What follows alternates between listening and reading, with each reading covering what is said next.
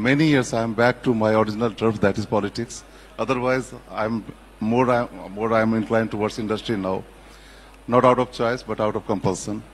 With us, we have today two very distinguished personalities. Both are from media, both are the major authors.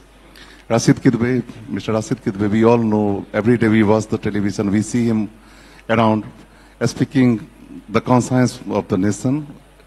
He has been covering the ground of elections. He has been knowing the pulse of the changes which drives our democracy, elections, everything, and finally our fate as well.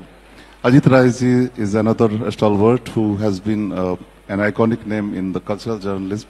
We all have been reading his articles in different newspapers, and I also had opportunity to listen to him yesterday.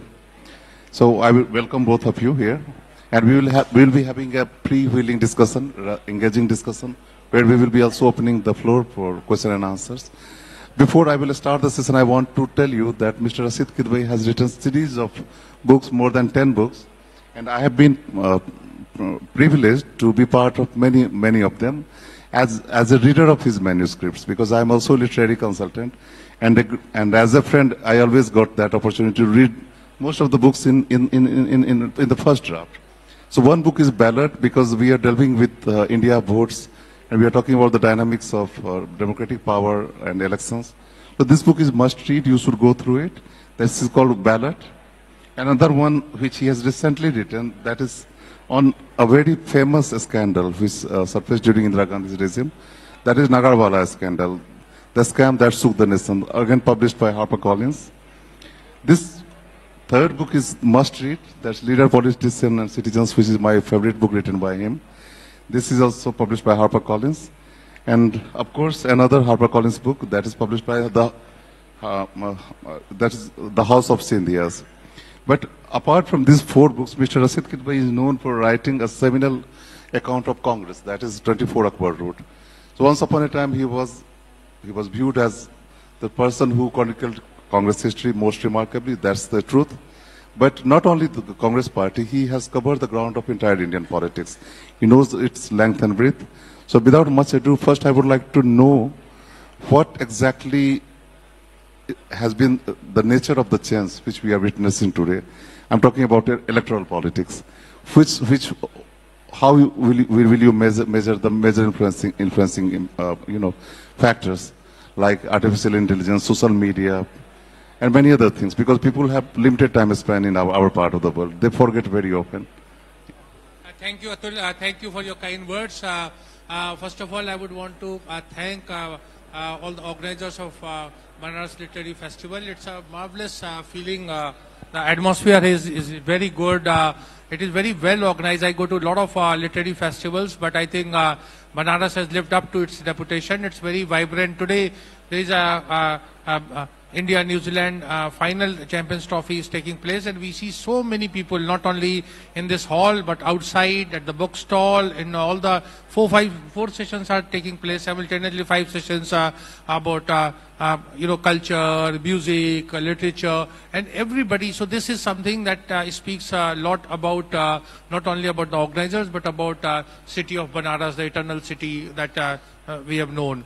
Thank you Atul for your kind words. देखिए, हमारे देश में जो होता है, चुनाव को लेके कभी भी डल मोमेंट नहीं होता.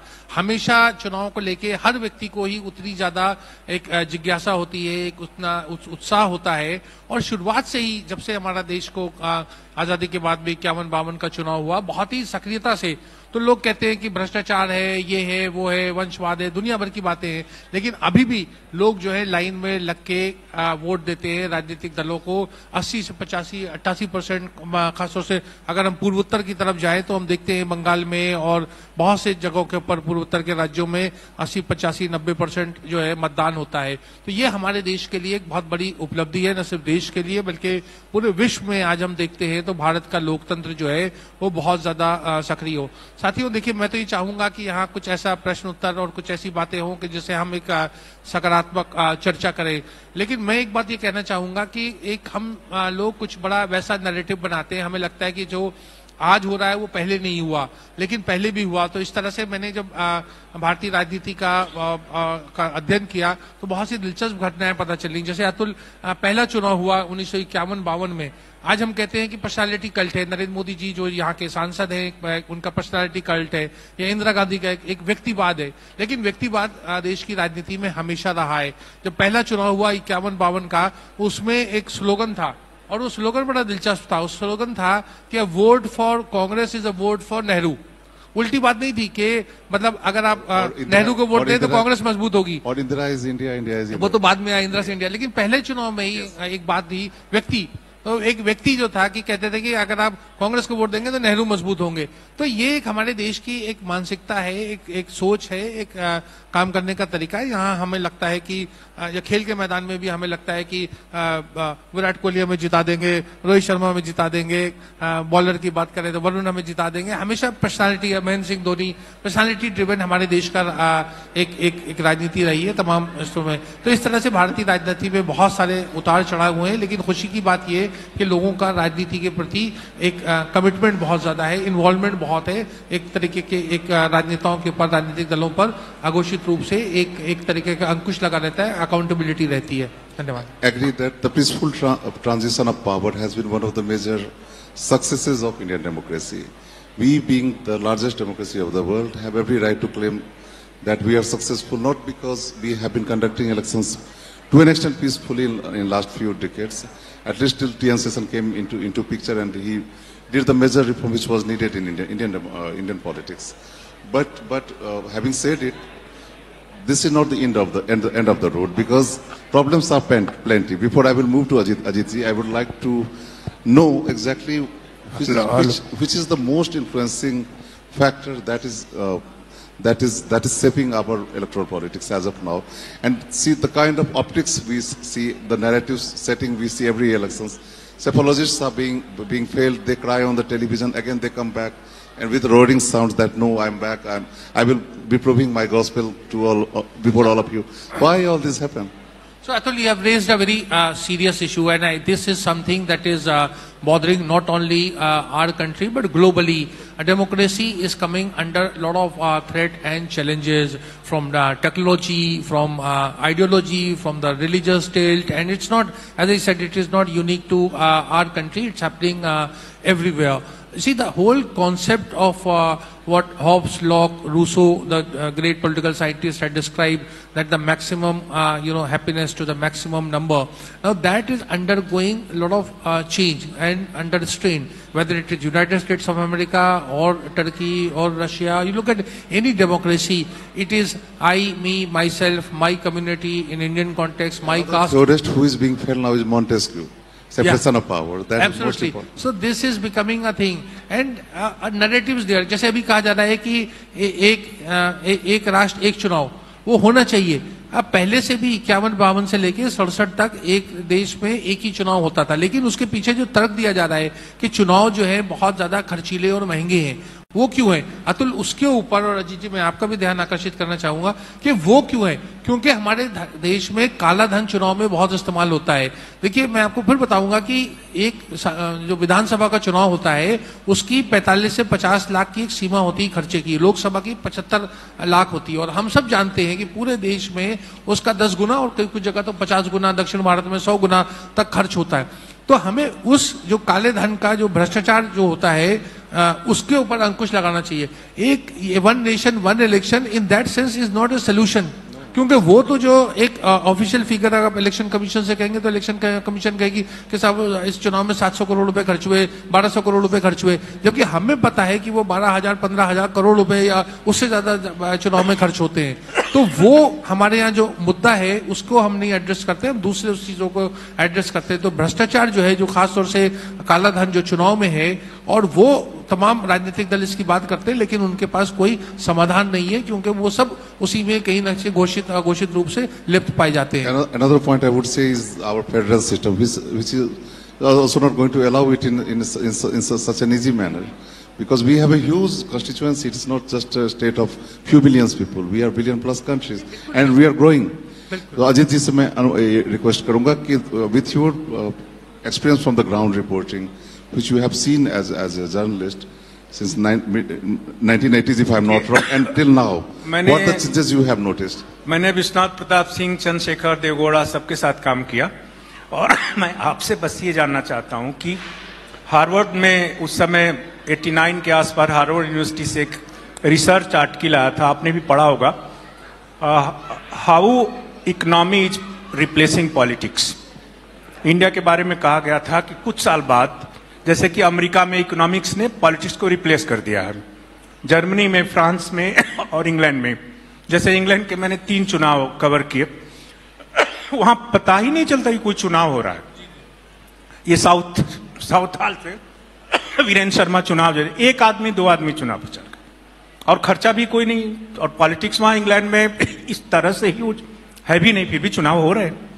क्या हमारे देश में ऐसा संभव है कि हमारी इकोनॉमी जो है वो पॉलिटिक्स को रिप्लेस कर दे जैसे अमेरिका में हुआ? Before, I would like to add, it's already happening since 1991, because you have talked about VP Singh Chandrasekhar era. Soon after that, you remember what happened in 1991. After that, economic success has been the hallmark of political success. You know who is winning the election and why. I would request him to add on yes, that. I think I agree both. It will look odd, but I agree both with Mr.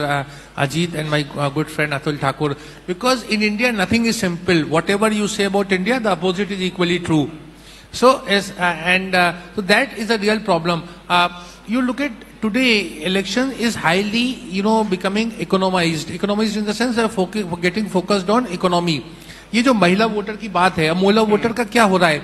तमाम राजनीतिक दल कह रहे हैं कि हम आपको 2500 रुपए महीना देंगे, 2800 रुपए महीना देंगे, 2000 रुपए देंगे। तो ये एक तरीके का वोट की एक तरीके की बोली लगाई जा रही है, और वो बोली जो है हाईएस्ट बिडर को, और वो उसका सेगमेंट हर महिला को जो है इस तरह के जो 2500 रुपए का महीना का जो है वो नहीं मिल रहा है। वो केवल एक जो उसमें पात्रता का जो सिस्टम है, उसमें किसी जैसे उत्तर प्रदेश जैसे इतना बड़ा 20-22 करोड़ लोगों का देश है, उसमें प्रदेश है, उसमें पात्रता जो है वो आपको 2-4 करोड़ महिलाओं की भी नहीं होगी। तो इतने बड़े लोगों को जो है उसमें से एक सेगमेंट को मिल रहा है, लेकिन उससे एक यूफोरिया बनाया जा रहा है। तो इकोनॉमिक्स जो अजीत कह रहे हैं उस तरीके से वो एक डोमिनेट करने के लिए जा रही है, लेकिन ये हमारे देश के लिए या लोकतंत्र के लिए बहुत अच्छा नहीं है, क्योंकि वुमेन पार्टिसिपेशन नहीं हो रहा है। आप देखिए, मैंने तो पूरा मतलब लिखा है कि जो हमारे देश में बहुत से लोग, 1/4 हर 5वां व्यक्ति जो चुनाव जीतता है वो किसी न किसी वंशवाद से जुड़ा हुआ होता है।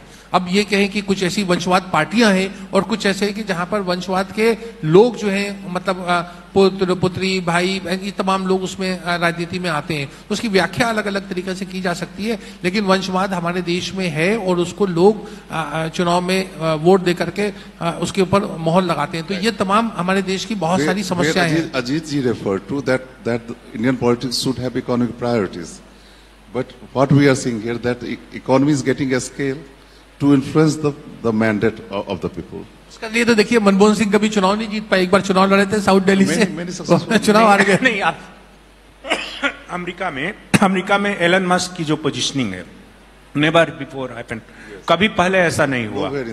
और आप देखिए कि सारी दुनिया में डेमोक्रेसी डामाडोल हो रही है। अभी जापान में जिस तरह के प्राइम मिनिस्टर के करप्शन के केसेज आए, साउथ कोरिया के प्रेसिडेंट को अरेस्ट किया गया और उसको ऐसे हुआ, इटली में और हर जगह, जर्मनी में जैसे सरकार गिर गई। तो आप ये बताइए कि भारतीय लोकतंत्र में ऐसी क्या चीजें हैं जिससे लोकतंत्र सरवाइव कर रहा है? 140 करोड़ का देश। मैं सिर्फ 2 की ओर इशारा करूंगा, एक है हमारी जुडिशरी, दूसरी है सिविल सोसाइटी, क्योंकि ये दोनों चीजें हमारे पड़ोसी देशों में नहीं है। पाकिस्तान आज एज ए नेशन कोलैप्स करने की आर्म फोर्सेस, हाँ, डिपॉलिटिसाइज्ड आर्म फोर्सेस। तो कई भी, अभी हरिवंश से मेरी बात हो रही थी, आए थे यहाँ, तो कह रहे थे कि यहाँ संभव नहीं है कि सेना पावर को ऑक्युपाई कर ले, आर्मी। ये संभव नहीं है कि जुडिशियरी हमेशा, मीडिया पर मैं बात नहीं कर रहा हूं क्योंकि वो एक अनंत सब्जेक्ट है, वो तो जैसा है वैसा है। तो डेमोक्रेसी के सरवाइव करने के इंडिया में आपके हिसाब से क्या फैक्टर्स हैं, क्या? देखिए, उसका सबसे बड़ा ये है कि हमारे देश में एक बड़े लोग जो हैं बहुत ज़्यादा शिक्षा का उन्हें फ़ायदा मिला है। बहुत से लोग ऐसे हैं जो गांव देहात में पहले रहते थे, शिक्षा उनको नहीं भी मिली, तब भी उनके लोकतंत्र के प्रति अटूट विश्वास है। इसको लेकर के हमारा पॉलिटिकल क्लास, चाहे वो कोई भी राजनीतिक दल हो, यहाँ तक कि वाम दल जो लोकतंत्र पे उस तरीके का यकीन नहीं रखते थे, लेकिन हमारे देश में पहली दुनिया में जो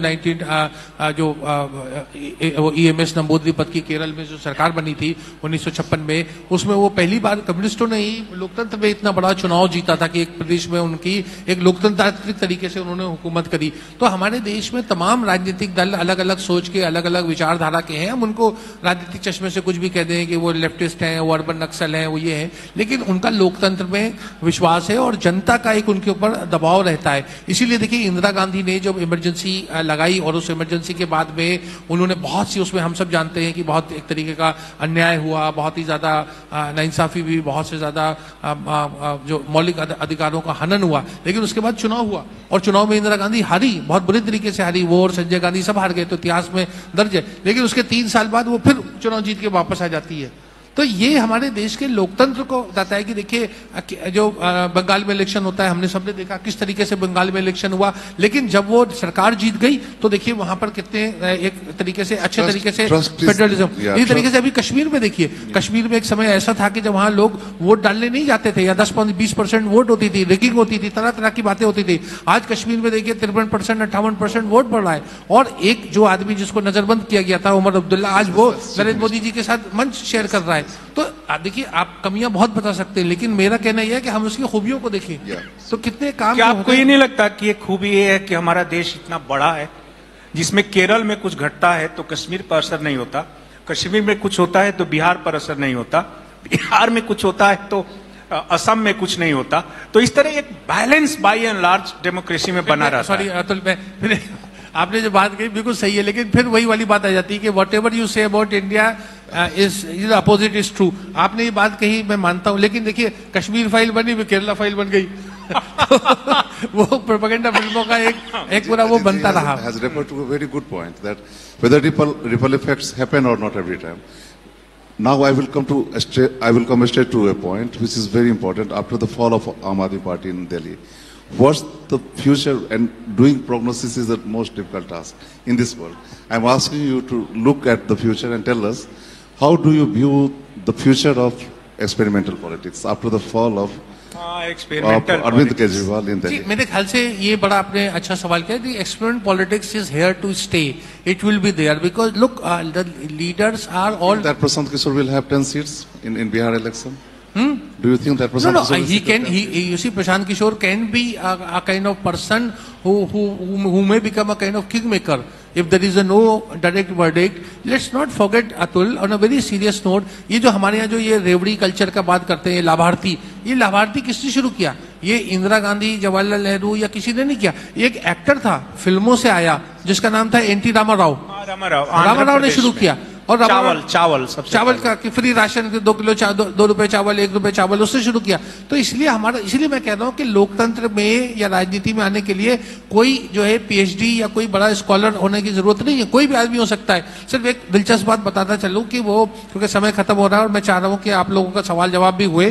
तो एक कांग्रेस के एक अध्यक्ष हुआ करते थे, उनका नाम था के कामराज। के कामराज दक्षिण भारत के थे और उन्हें ना अंग्रेजी आती थी ना हिंदी आती थी, लेकिन उन्होंने जब मोरारजी देसाई और तमाम जो ओल्ड गार्ड कहते हैं, उन्होंने इंदिरा गांधी को घेरने की कोशिश की, लेकिन जो 1967 के बाद 1959 में, तो उनका एक बड़ा 69 में बड़ा एक रोल था और उसमें इंदिरा गांधी प्रधानमंत्री बन गई मोरारजी देसाई को हरा करके। और फिर बाद में के कामराज जो थे वो खूब राजनीति से किनारे हो गए। तो वो ये कहा करते थे, कद में छोटे थे तो कहते थे big man's daughter small man's mistake. मतलब जवाहरलाल नेहरू की बेटी है, लेकिन गलती मुझसे हुई कि मैंने उनको इतना महत्व दिया। चलिए लास्ट में एक और ये भी सहमत होंगे, ये जो मीडिया है हमारा, ये लोकतंत्र के लिए बहुत जरूरी है। बिल्कुल। और फ्रीडम ऑफ प्रेस बहुत ही केवल अवधारणा नहीं है, ये प्रैक्टिकलिटी है। और दुनिया भर में हमने जैसे BBC को मानते हैं, freedom of speech as well, पूरा ये जो इस समय मीडिया का जो हुआ है और जिस तरह से उसकी विश्वसनीयता खत्म हुई है, यानी कि पूरा मीडिया 2 खांचों में बटा दिखाई दे रहा है। जैसे आधे मीडिया को ये लगता है कि ये सरकार कुछ भी अच्छा नहीं कर रही है, और आधे मीडिया को लगता है कि सरकार कुछ भी मैंने वो बुरा नहीं कर रही है। देखिए अजीत जी, आप तो ये पोलराइजेशन पहले नहीं दिखाई दिया। अजीत जी देखिए, आपने गंभीर प्रश्न किया तो इसका मैं गंभीर प्रश्न का गंभीरता से जवाब दूंगा, जिम्मेदारी से जवाब दूंगा। उसके दो चीजें हैं। एक तो ये है कि जो हमारे यहाँ कहा जाता है, जो कहावत भी है, यथा राजा तथा प्रजा, उसी तरह से यथा मतलब आप जैसे मीडिया चाहेंगे वैसे मिलेगा। देखिए मीडिया जो है वो चेंज एजेंट नहीं है। कोई भी स्कूल का व्यक्ति ये आपको नहीं कहेगा, मतलब जर्नलिज्म स्कूल का मीडिया जो है वो आपके जो एग्जिस्टिंग बिलीफ सिस्टम होता है उसको मतलब परपेचुएट करता है, उसको ताकत और गति देता है। तो आप जो दो खेमों की बात कर रहे हैं वो दरअसल जो हमारा वोटर या नागरिक या जो मीडिया को जो कंज्यूमर है उनका एक जो उनका सोच है उसको दर्शाता है कि वो चीज को पसंद और नापसंद करते हैं। वो दो खेमों में बटे हैं। मीडिया तो उसको सिर्फ केवल रिप्रेजेंट कर रहा है, वो उसकी एक तरीके की कमाई खा रहा है क्योंकि जो बिकता है। इसलिए जो है ये दोष जो है वो ऑडियंस का है, जो उसके व्यूअर हैं वो है। और दूसरी बात, मैं इस बात से इत्तेफाक नहीं रखता कि हमारे देश में मीडिया बटा, क्योंकि बहुत सारा, आप मीडिया की क्या बात करते हैं, आप अगर 10-12 टेलीविजन चैनल और उनके एंकर्स की बात करें तो जरूर ये आपको मिलेगा। लेकिन डिजिटल मीडिया है, मतलब जो ऑनलाइन मीडिया है, अखबार है। देखिए गुजरात समाचार जैसा अखबार जो नंबर 1 अखबार है वो नरेंद्र मोदी जी और भाजपा का घोर विरोधी है गुजरात में। दिव्य भास्कर और स्टेट्समैन। बिल्कुल, आप कश्मीर से कन्याकुमारी तक मैं आपको हर प्रदेश में हर राज्य का 1-2 अखबार बता सकता हूं जिनका रवैया जो है वो सरकार, जो भी सरकार हो, चाहे वो ममता बनर्जी की सरकार हो, चाहे वो M.K. स्टालिन की सरकार के खिलाफ है। तो सरकार के खिलाफ मीडिया है। ये हमने एक देखिए, ये जो आज विपक्ष की पार्टीज हैं, मुझे तो विपक्ष का समर्थक बताया जाता है, लेकिन मैं आपको, वो अपना एक कमजोरी छुपाने के लिए ये बात कहते हैं। क्या, देखिए एक पुरानी कहावत है कि जब गरम गरम आपको मतलब खिचड़ी मिले, बहुत गर्म है, तो आप किनारे से खाते हैं। अब एक विपक्ष पार्टी है या राजनीतिक मंच नहीं, इसलिए वो क्या है, वो उत्तर प्रदेश में उसने अपनी पूरी ताकत लगाई, मतलब प्रियंका गांधी के जरिए। उसके बाद अब वो कहते हैं गुजरात में चुनाव जीतेंगे। अरे जहां केरल में चुनाव जीत सकते हैं और असम में चुनाव जीत सकते हैं, मध्य प्रदेश, राजस्थान, ऐसे राज्यों में election outcome there was a different sense that Congress will be bouncing back. That didn't happen. I'm very sorry to end this fascinating discussion here because lack of time. Otherwise, we wanted to have some questions from the floor as well. But one last thing I would like to share with both the senior journalists, that merely by resisting the government policies, government action, are not going to prove that media is safe, media is doing good job. The main thing which is missing from the scene is objectivity.